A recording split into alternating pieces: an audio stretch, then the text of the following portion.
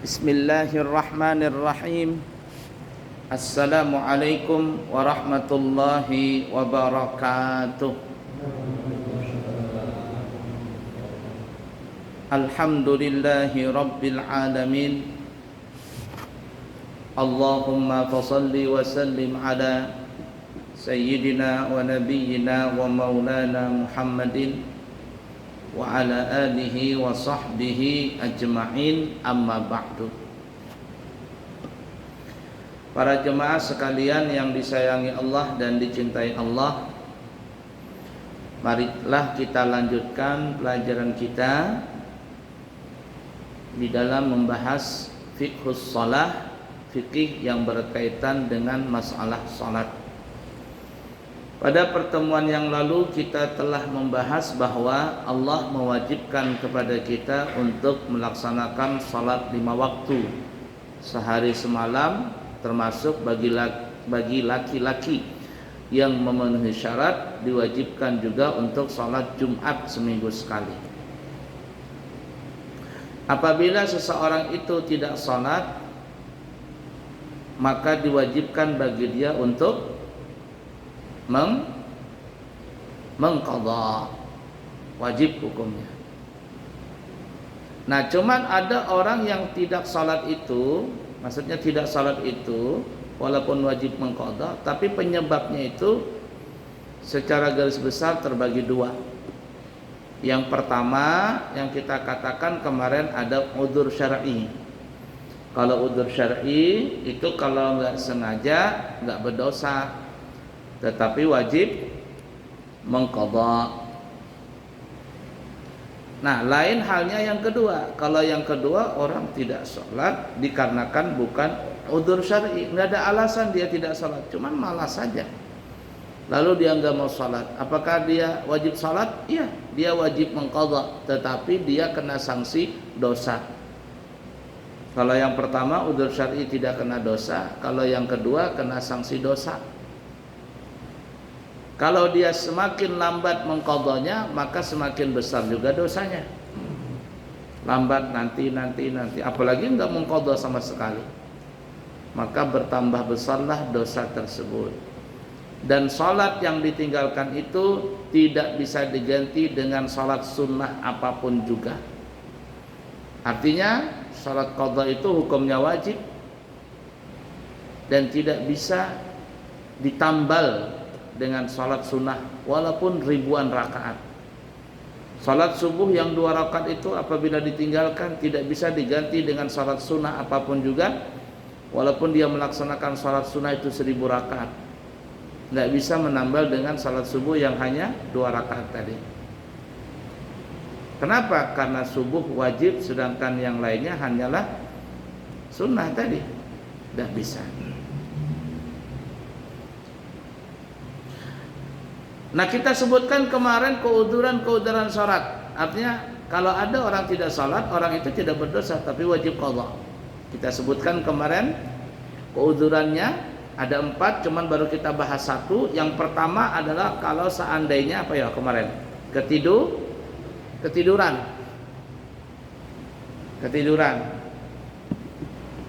Masya Allah, ini luar biasa. Saya request hari ini minta es teh karena saya kecapean datang dari Samarinda. Saya ada urusan di sana. Terima kasih bapaknya Ridwan.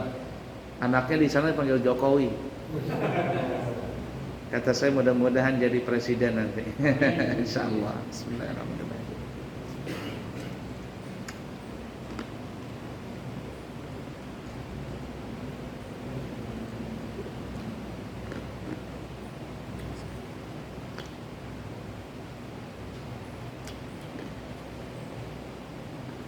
Alhamdulillah, bernapas sudah. Tak, maaf ya, kehausan saya. La ilaha illallah. Nah, ketiduran. Apabila memang tidur itu bablas sama sekali, tidak dengar salat maksud saya, tidak bangun sama sekali. Ada orang tidur malam, subuh memang nggak bangun sama sekali, maka dia tidak berdosa, tetapi wajib mengqadha. Tapi kalau dia sudah bangun, As-salatu khairum minan naum. Belum selesai adanya, nyambung lagi lah. Kan biasanya kita begitu tuh kan ya. Kalau sudah lemas, capek gitu kan ya. Apalagi besoknya libur. Ya sudah, nanti aja lah. Nanti pas kebablasan. Kalau sudah kebablasan, ini bukan dikatakan udzur. Artinya yang kedua ini yang bukan karena udzur, dia berdosa dan juga wajib mengqadha. Kalau yang pertama tadi tidak berdosa, tetapi wajib qadha juga.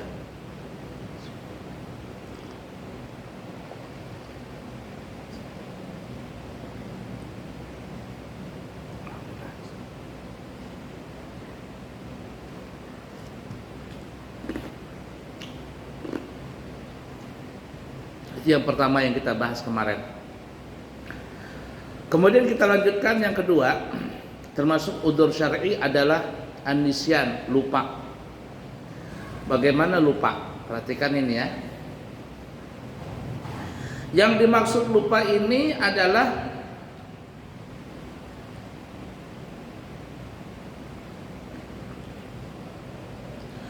dalam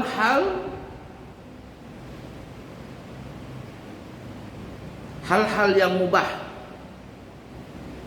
atau dalam keadaan yang dibolehkan di dalam agama atau di dalam masalah yang sunnah atau hal-hal yang wajib.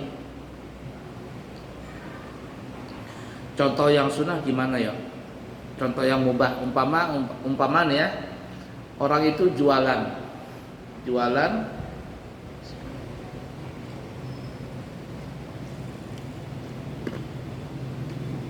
di suatu tempat. Anggaplah di dalam mall. Waktu itu entah gimana, hujan lebat, kemudian listrik mati, kemudian jam juga mati, umpama jam tangannya mati. Dia pikir itu masih ada waktu zuhur. Ternyata sudah lewat asar. Atau mungkin dia pikir itu waktu maghrib belum masuk lagi, masih waktu asar. Ternyata tiba-tiba sudah isya. Bagaimana ini? Berdosa dia? Tidak berdosa. Karena memang tidak sadar, lupa. Ya, lupa namanya gimana? Bisa saja orang seperti itu. Maka kondisi yang seperti ini di dalam masalah yang mubah, hukumnya tidak berdosa. Atau umpama di dalam masalah sunnah, umpama dia keasikan belajar. Ada orang ini asik belajar, di sore hari dia belajar gitu, baca Quran atau apa begitu. Dia pikir ini masih waktu asar. Ternyata sudah lewat waktu maghrib, yakni masuk isya. Dia nggak sadar, namanya orang nggak sadar gimana? Apa yang terjadi? Maka orang ini tidak berdosa, tetapi wajib mengqadha. Atau dia lupa pada saat mengerjakan yang wajib. Mengerjakan yang wajib, umpama dia apa ya? Masalah yang wajib.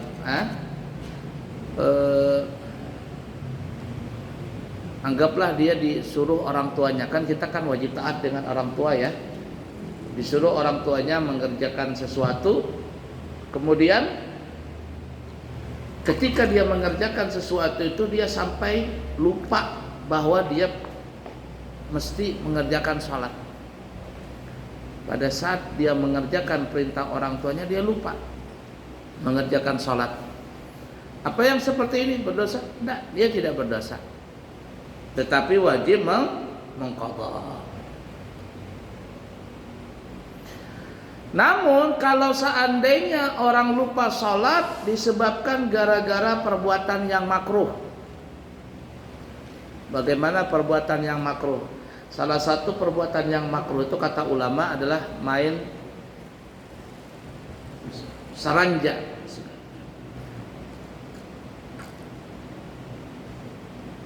Saranja itu bahasa Arab ya. Kalau nggak salah bahasa Inggrisnya juga saranja. Yaitu adalah main catur. Kata ulama, catur itu hukumnya makruh. Kenapa? Karena biasanya kalau orang main catur itu sampai lupa diri, ya enggak? Sampai bisa melupakan diri, enggak sadar dia tuh keasikan main catur.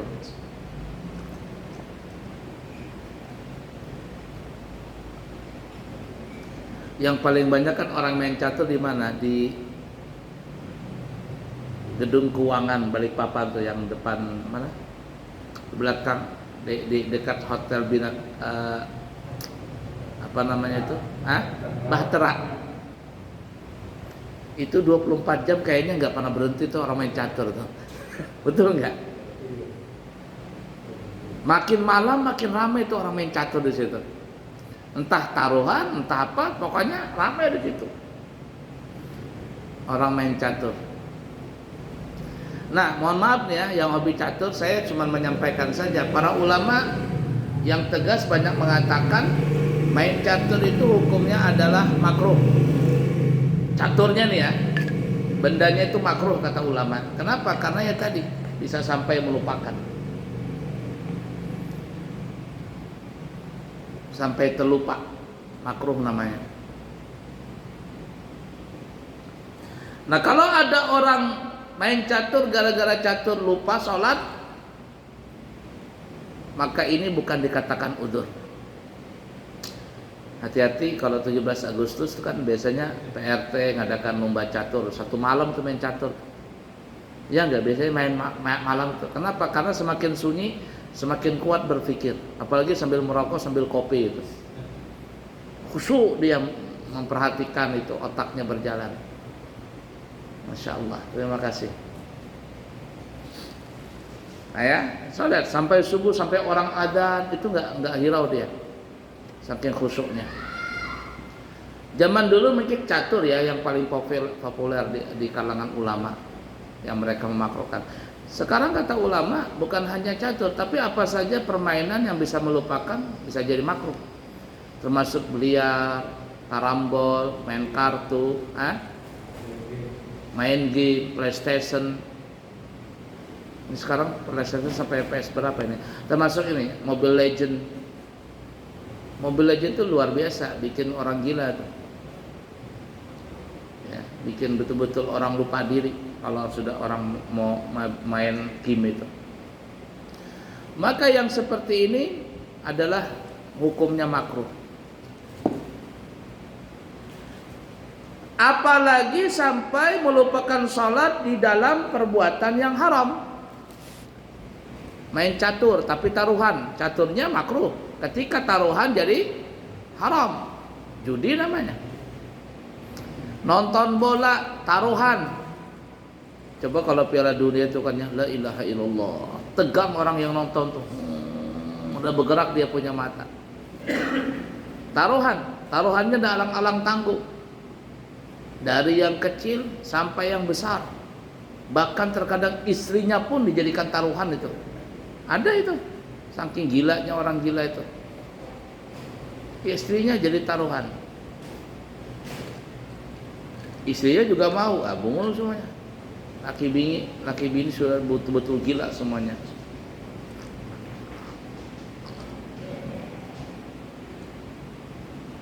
Kalau seandainya ada orang lupa salat gara-gara melakukan perbuatan yang haram, maka orang seperti ini berdosa dan wajib qadha.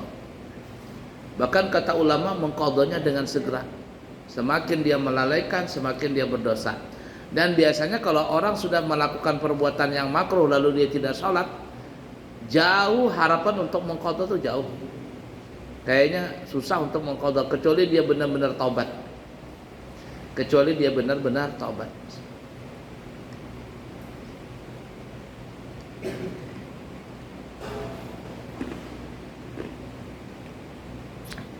Ada saya nonton di media sosial, tapi kayaknya ditayangkan juga di TV. Anak muda sebenarnya nggak tua-tua banget, bahkan saya bilang sangatlah muda orang tuh. Cuman waktu dia di Thailand, itu dia menjadi bandar judi. Siapa namanya? Saya lupa itu. Dia ketika jadi bandar judi itu ya duitnya banyak. Dia beri nasihat, katanya orang yang main judi itu nggak pernah jadi kaya. Mitos kalau seandainya orang judi itu jadi kaya nggak ada katanya. Berapa banyak di Balikpapan nih, saya tidak sebutkanlah namanya. Tapi bukan orang Islam sih ya, bukan orang yang bukan Islam, punya dealer mobil. Habis dia punya dealer mobil itu tutup gara-gara main judi. Banyak itu. Ada yang punya sarang walai, punya hotel, habis semua hartanya gara-gara main judi, pergi ke Hong Kong apa dan sebagainya. Itu kata yang pemain apa ini bandar judi tadi, dia bilang katanya nggak ada orang jadi kaya gara-gara judi. Bisa jadi kaya katanya gara-gara judi, bukan pemain judinya tetapi jadi bandarnya. Karena bandar itu dia sudah tahu trik bagaimana mengalahkan orang-orang yang main judi ini. Dia sudah tahu kunci-kuncinya, ini itunya, trik-triknya. Dan bandar rata-rata kan culas. Rata-rata culas. Nah waktu itu si pemuda ini, entah dia orang Indonesia atau orang Thailand, pokoknya dia waktu itu dia jadi bandar, dia cerita dengan bahasa Indonesia, mungkin dia orang Indonesia atau apa, kan masih muda. Waktu dia jadi bandar itu katanya dia sudah gelisah hatinya, gelisah. Tapi anehnya ketika dia jadi bandar judi, sambil dia mendengarkan videonya Aagim.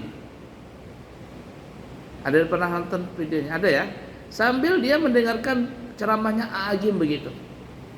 Jadi waktu diwawancarain, ini pembawa acaranya ketawa, kamu ini aneh katanya, main judi tapi dengar Aagim itu. Iya katanya, saya juga aneh.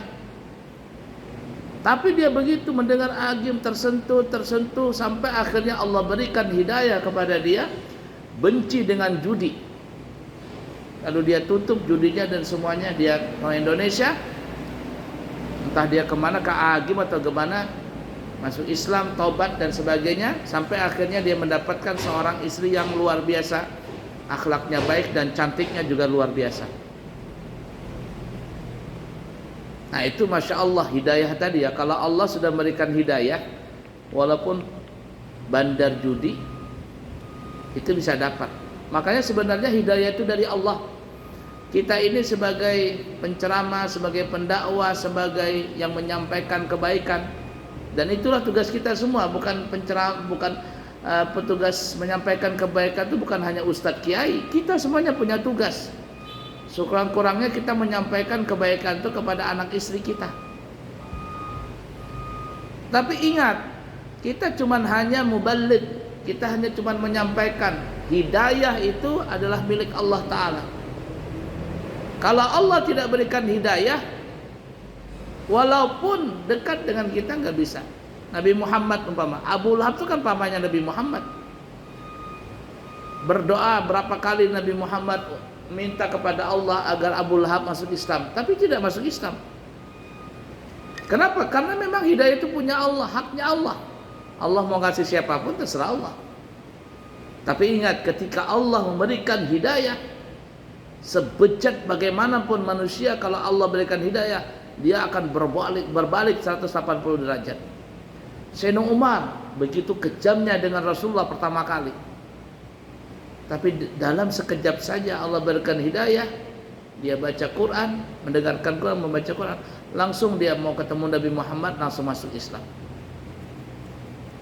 Itu hebatnya ada hidayah tadi. Baiklah ya, jadi uzur itu lupa yang karena makruh, dalam perbuatan makruh dan haram itu tidak bisa dikatakan uzur. Jadi kalau ada orang lupa salat, dia tetap berdosa dan wajib mengqadha.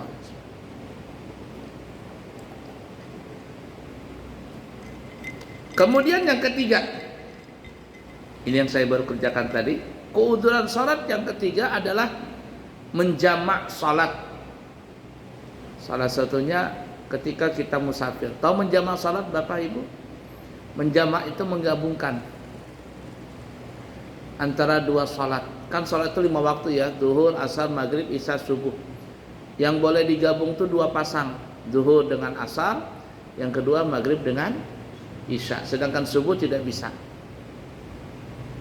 Kalau kita musafir, kita boleh menjamak salat Seperti saya tadi ya ke Samarinda ada urusan. Ya, orang adzan saya belum selesai urusan. Lalu sama orangnya dibilang, "Pak, silakan aja kalau Bapak mau sholat dulu. Tinggalkan aja ini urusan." Kata saya, "Sudah, saya pergi sholat dulu ya." Saya makan dulu karena saya lapar, makan dulu baru saya ke masjid. Kurang lebih saya ke masjid 1:30 kalau salah. Enggak salah tadi. Karena belum sarapan mulai pagi.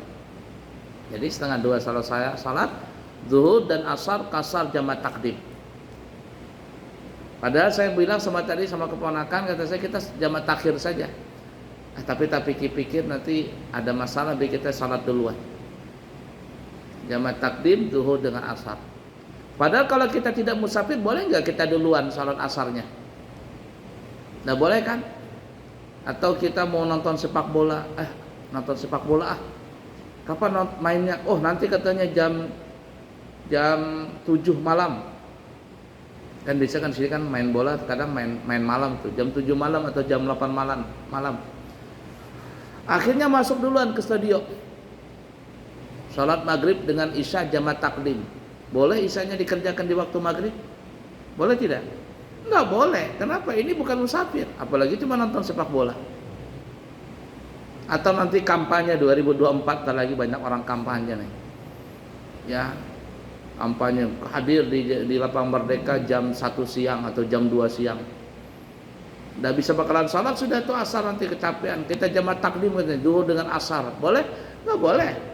Kenapa? Bukan musafir kok. Ya, tidak boleh.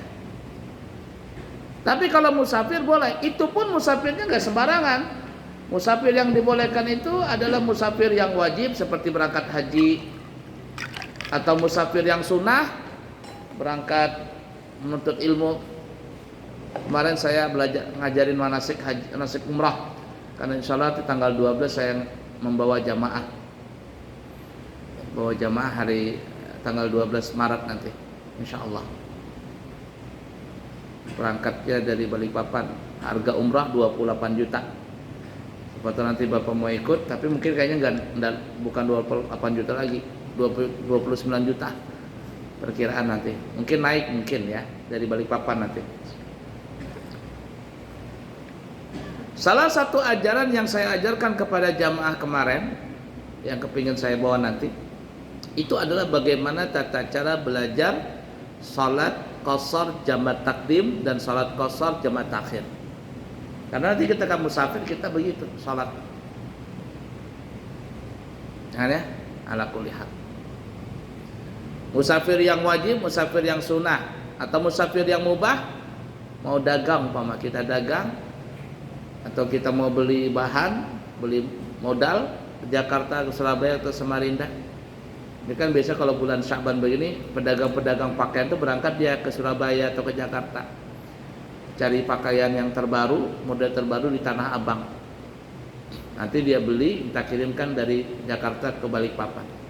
Sebulan-bulan puasa sudah datang barang, nanti bulan puasa tinggal ngobrol saja begitu. Boleh mengqashar menjamak. Tapi kalau musafir yang haram, mau kemana? Ke Singapura, ngapain? Main judi. Singapura main judi. Kira-kira boleh nggak dia mengqashar menjamak? Nggak boleh. Dan biasanya kalau orang nawaitunya dari awal tuh ingin berjudi, ingin maksiat, ingin zina dan sebagainya, tidak ada harapan dia mau sholat. Ya nggak? Tapi kalau seandainya pun dia sholat, dia tidak boleh mengqashar menjamak kecuali dia bertobat dulu. Mudah dipahami kira-kira ya. Jadi ketika kita musafir, Bapak Ibu, kita boleh menjadikan salat zuhur dan asar dikerjakan di waktu zuhur jamaah takdim, atau kita kerjakan di waktu asar, zuhur dan asar dikerjakan di waktu asar, namanya jamaah takhir. Begitu juga maghrib dan isya bisa jamaah takdim dan juga bisa jamaah takhir. Baiklah ya. Ada pertanyaan dulu kira-kira? Nggak ada? Kalau nggak ada kita cukupkan dulu ya. Tamat, saya mau ke kamar mandi sebentar. Cukup sekian, insyaallah nanti kita sambung lagi. Ini minggu keberapa ya? Minggu terakhir ya. Kita masih ada minggu kedua nanti pengajian. Setelah itu tidak ada pengajian karena saya berangkat umrah. Karena saya datang nanti 1 hari sebelum bulan puasa baru datang. Perkiraan tanggal 22 datang ke sini, malamnya langsung puasa. Nah, oleh karena itu nanti bulan puasa ini gimana? Apa dipindah ke subuh untuk sementara dulu bulan puasa, kan kalau malam kita tarawih ya. Nanti saya kirimkan jadwal ya. Saya kirimkan jadwal sama bapaknya Ridwan. Ada pengajian di bulan puasa di subuh saja. Mau sebulan 2 kali atau seminggu sekali juga boleh nanti. Diatur saja nanti. Pak ya, saya kirim sama bapaknya Ridwan. Baik, cukup sekian dulu. Semoga ada manfaatnya. Insya Allah kita bertemu di kesempatan yang lain. Dan juga nanti saya undang tanggal 12 Maret di pesantren kami ada harlah hari ulang tahun pesantren yang kelima, hari Ahad jam 8 pagi. Jadi saya mengundang para jamaah, mudah-mudahan bisa hadir semuanya. Saya 2 minggu sekali datang ke sini, masa sampean setahun sekali tidak pernah ke sana. Ya, datang ke sana, lihatin pondok kami, minta didoakan karena itu ulang tahun pesantren yang kelima. Nah, ya, kemudian nanti ba'da zuhurnya kurang lebih jam 1 atau jam 2 saya langsung berangkat ke bandara untuk membawa jamaah berangkat umrah. Ya, sekali lagi tolong dihadiri nanti acara kami supaya kita bisa berbagi kebahagiaan di sana. Cukup sekian, semoga ada manfaatnya. Subhanakallahumma bihamdika asyhadu an la ilaha illa anta astaghfiruka wa atubu ilaik. Wa akhiru kalam, wassalamualaikum warahmatullahi wabarakatuh. Alhamdulillahi Rabbil Alamin. Allahumma salli wa sallim ala Sayyidina Muhammad wa ala ali Sayyidina Muhammad. Allahumma inna nasta'udika hadhihi al-ma'lumat ma ta'allamna min ulumiddin fa'arji'ha ilayna kullama nahtaj ilayha waj'alna minal 'amilin bima 'allamtana wa sallallahu ala Sayyidina Muhammad wa ala alihi wa sahbihi wa sallam. Alhamdulillahi Rabbil Alamin.